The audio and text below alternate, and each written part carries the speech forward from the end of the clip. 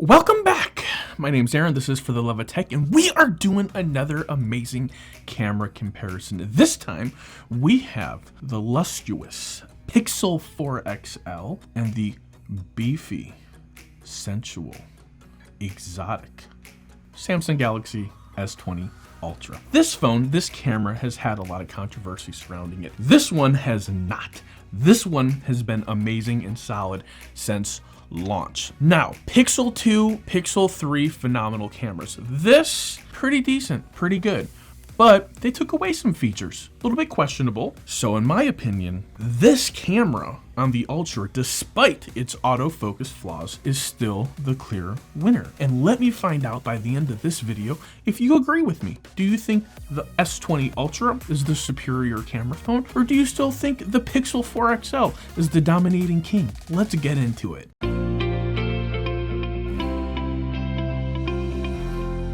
Alright guys, so here we go. We are looking at the S20 Ultra and the Pixel 4 XL, and this is portrait mode right here in the studio. In the S20 Ultra, you can see facial smoothness. This makeup effect is in full swing. I absolutely promise I had this turned up. The Pixel does it as well. What I find interesting is the Pixel 4 XL does not have a wide selfie lens at all. Slightly disappointing. The 3 XL did. This one did not. What we're doing here is you're looking at the typical scene that I like to show you guys. Big, giant backyard, lots of color, lots of stuff to bring in and to interpret. I think the Pixel 4 XL definitely exceeds in nighttime, night mode photography. The sky has more of a bluish tint. Whether or not the sky really is blue at that time of the day is absolutely irrelevant. So I actually think this makes for a better picture. There's actually a bug flying in the studio. Back to the photo. The Pixel 4 XL, the sky creates a blue kind of tint, and I really like that. Whereas when we look at the S20 Ultra, it has more of a yellow, warmer feel to it. So I prefer the cooler nighttime mode versus the warmer nighttime mode. And again, you can clearly see the S20 gives us more of a warmer hue, whereas the Pixel 4 XL is definitely cooler. The lighting with the Pixel 4 XL seems slightly more flared, if you will, like some streaks in the photo, whereas the Ultra is solid. You know, you don't see that little glow or those streaks. Even though I still prefer the bluer, cooler photo, I think that the Ultra is the winner in this one just because it didn't create those flares there. Let me know what you think. What's the difference between these two photos? Head down to the comments and let me know. Tell me what you like about it, what you don't like about it. Here, this is just snapping it, no flash, no nighttime mode, no special features. And both photos, in my opinion, are actually pretty similar. I will say that the Pixel 4 XL is definitely a little darker, whereas the S20 Ultra is a little bit lighter, and I think it's because the sensors on it are bigger, so it lets more light in. So here is a daytime picture of the backyard. You see I've got this big, giant, bushy backyard everywhere. Don't really put much time or energy into it, especially this time of year because it's kind of warm. The S20 Ultra, definitely the greeners are more green. It's a little bit more saturated. I think that the Pixel 4 does a good job at interpreting the picture as it's presented to you through the lens and on the screen. However, if I had to pick and hang one of these up on my wall, I think I'm gonna keep the S20 Ultra. I just think it's better, clearer, and because the greens are a little bit brighter, it's more of an appealing picture to my eyes. And I know that there's all sorts of drama and chaos with the autofocus on the S20 Ultra, and it is a problem and it is an issue, and you have to give your camera a second. You have to make sure when you take that picture you are in focus or you're not going to get a good picture. It's a different type of camera. They say the reason that the iPhone 11 Pro and all of the iPhones always give you the best picture is because you're getting two 12 megapixel cameras, whereas the Ultra you have 3 cameras, maybe even 4, all different megapixels. So there's a lot to interpret. There's a lot of processing, a lot of imaging, a lot of data.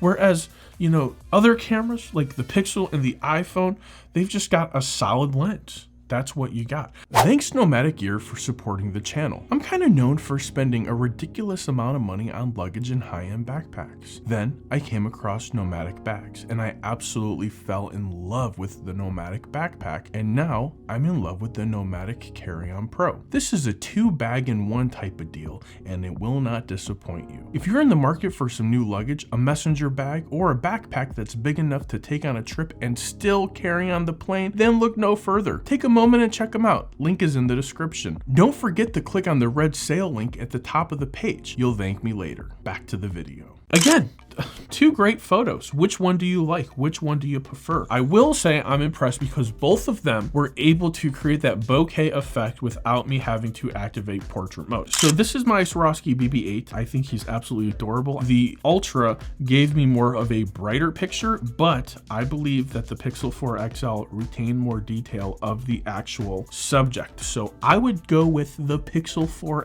XL. So here is another studio selfie. Look and pay attention to the length of my arm. When we're looking at the Pixel 4 XL, it is just naturally more of a wider angle camera. You pay attention to my neck. Not that I'm like, let's go look at my fat neck rolls together, but let's go look at my fat neck rolls together. You can see in the S20 Ultra, even though like a little bit of hair growth is there from not shaving properly because I'm kind of on a quarantine and I'm not going to the barbers frequently. I haven't been in several weeks. It kind of smoothed those out so you don't really see it.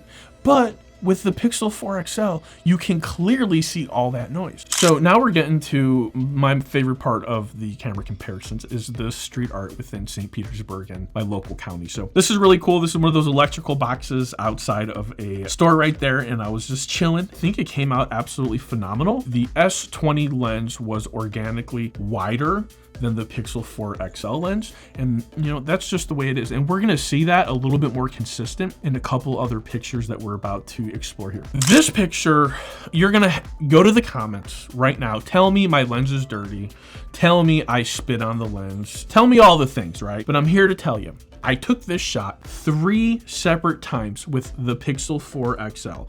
Every single time, this picture came out dull. The Florida sunshine, I live in the sunshine state, which means sometimes it is so powerful and so sunny that you can't even see your cell phone, and I don't care how bright it is, and that's where we were today. I am impressed because the Samsung S20 Ultra looked at this, interpreted, filtered out all that extra sun, and still gave me a super saturated, amazing color pop and picture. And you can see that sitting side by side next to each other. Which one would you prefer? I'm telling you, I was really disappointed. That is what the Pixel 4 gave me. I'm gonna tell you right now, the experience of taking a panorama on the Ultra is way more pleasurable than taking it on the Pixel 4 XL. The Pixel was kind of weird, I'm not gonna lie. Not to mention the S20 Ultra gave me a way better picture, and you can actually see how much more space we get in because the S20 Ultra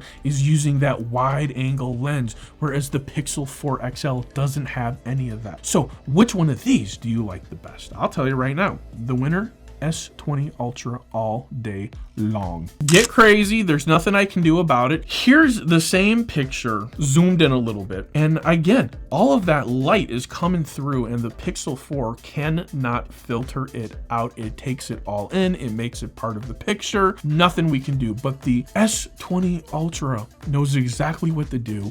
It knows how to filter it out, it knows how to process it, and it knows how to put the colors together to give us a photo that pops. So this is a really fun shot. This is a new mural that I haven't shown you guys before. I took this picture and I was blind. I couldn't see nothing. That's how bright the sun was. So you have to pick which one that you prefer. Personally, I don't think that there's a clear winner.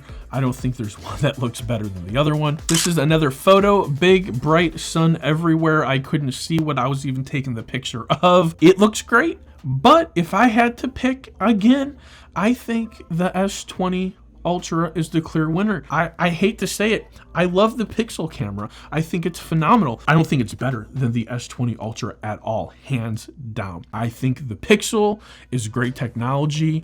They were going somewhere with the Pixel 3 XL camera, the Pixel 4, the Pixel 4 XL camera. It still takes a great selfie, a great photo, but it lacks in major features. The Ultra's just got way more things that you can do with it. More lenses, more data, more image processing. Google has gotten lazy with their camera. Well, guess what? Samsung came. They tried. They pushed hard. They pushed to the limits. They gave us features that we didn't need. They gave us features that we didn't want. They were willing to take chances and get it wrong for the sake of getting it right later down the road. And that's the difference between Samsung and Google. So that's what I think about it, guys. If you like this video and you want to see more videos like it, or you want to see me in more videos, please give me a thumbs up and consider hitting that subscribe button. And don't forget that notification bell. If you want to pay me the ultimate creator compliment, please consider sharing my content with your friends and family on social media. Till next time, for the love of tech, namaste.